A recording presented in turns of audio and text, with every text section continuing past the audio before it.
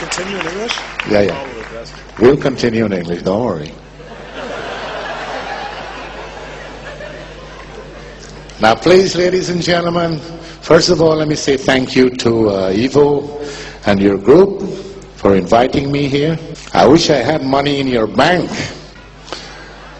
but unfortunately I don't.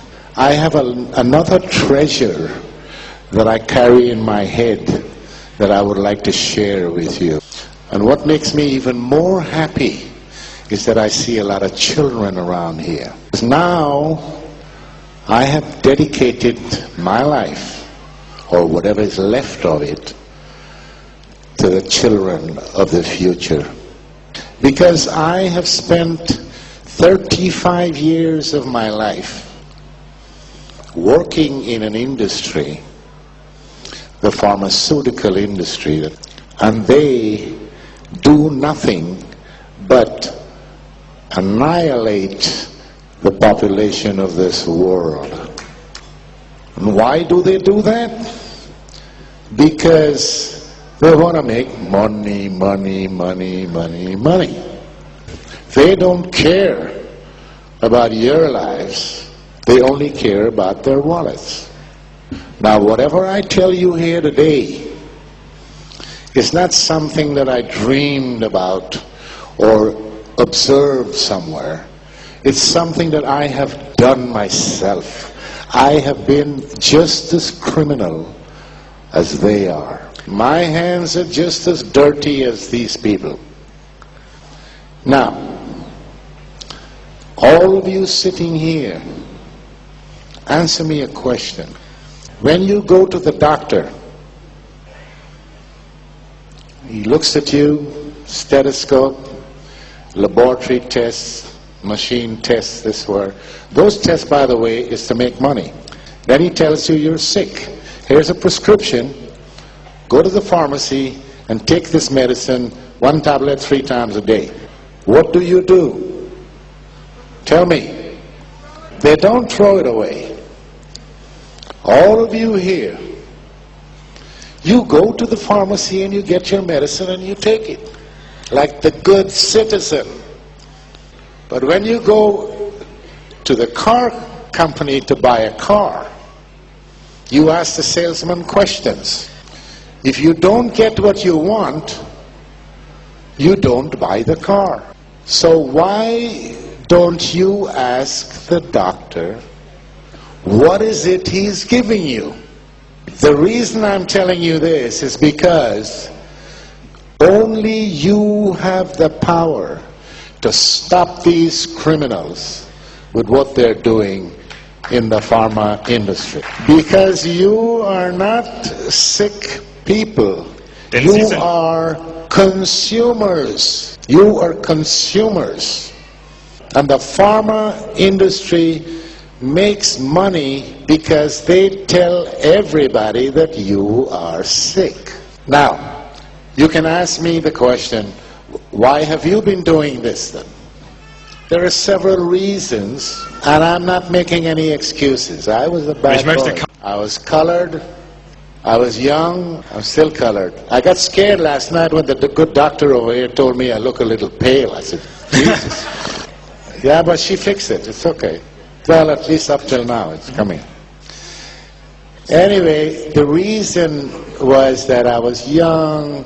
I was a colored man in the white world. I had to survive. The pharma industry gave me a good job.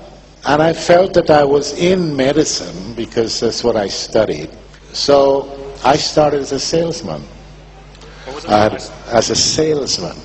So I had a good salary. I had the car, the expense account. And as I moved up in my career, where I eventually became a director for a company in Sweden, the affiliate company of one of the largest and most evil pharma corporations in the world, Eli Lilly and Company. You may have heard of them. They're evil. And I can say that because I was part of the evil. So in those days, the money, I've been around the world, You ask me all the top hotels in the world. You ask me about all the big airports in the world, gourmet restaurants. I had a golden key to the wine cellar of the Opera Cellar in Stockholm, Sweden. The Opera Cellar is where the Nobel people have dinner. I mean, you can go in that restaurant. The Princess Christina was sitting next to me at another table one time. So all of this was offered to me on a plate and So, just like Eva gave Adam the apple, I had an apple too. Anyway, to make a long story short, I had a career. I did a lot of bad things. They fired me. I started my own company, worked for several other pharma companies, big ones, world players. Then I met a German woman 15 years ago, and she said I have to come to live in Germany because she's not going to move to Florida. And I said, okay, so I came to Germany. I retired, officially retired. I played golf, good golfer in Germany, and I relaxed myself. Then I had a heart attack, then I had a second heart attack, and now I can't get no heart attack anymore. I have a titanium battery right here. So I can drop here today and my heart would still beat. That's just a joke. Anyway, no, it's not a joke. I have a pacemaker, but I mean the whole... Anyway, somebody, the power, I don't know, some people say God, some people say Jesus, some people say this. I call it the power. The almighty power blessed me and my wife with a child. I was 62 years old. This child is now 4.5. Now, when this child was born, he went to the pediatrician after the 6 months to a year. They make a checkup. The doctor checked the boy and said, yeah, he's healthy, he's fine. Now I need to give him his Impfcocktail for Maaßen.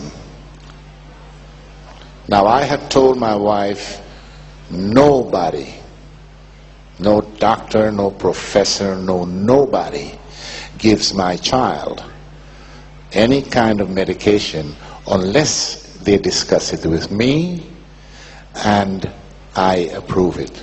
Now this doctor, well, apart from being lucky that I wasn't there, she threw my wife and child out of the clinic and said, we only treat vaccinated children. When my wife came home and told me that, I considered how lucky this woman was, because if I were there, believe me, I would have strangled her.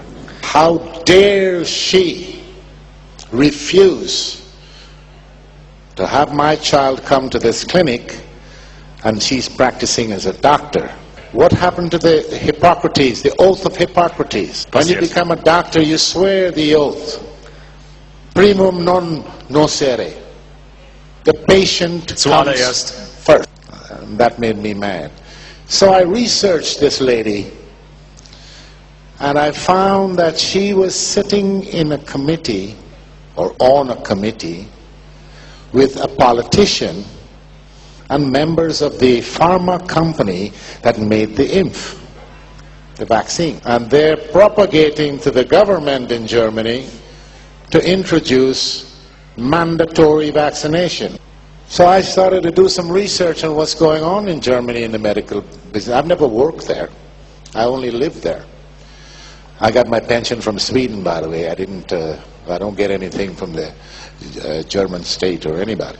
I found out also that general practitioners, just like this woman and other doctors, were prescribing psychotropic drugs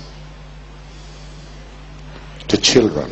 Shortly after that, I read in an article that was posted from the European Medical Association that they were going to approve the drug Prozac to give to children. Es heißt Fluctin in Schweiz, in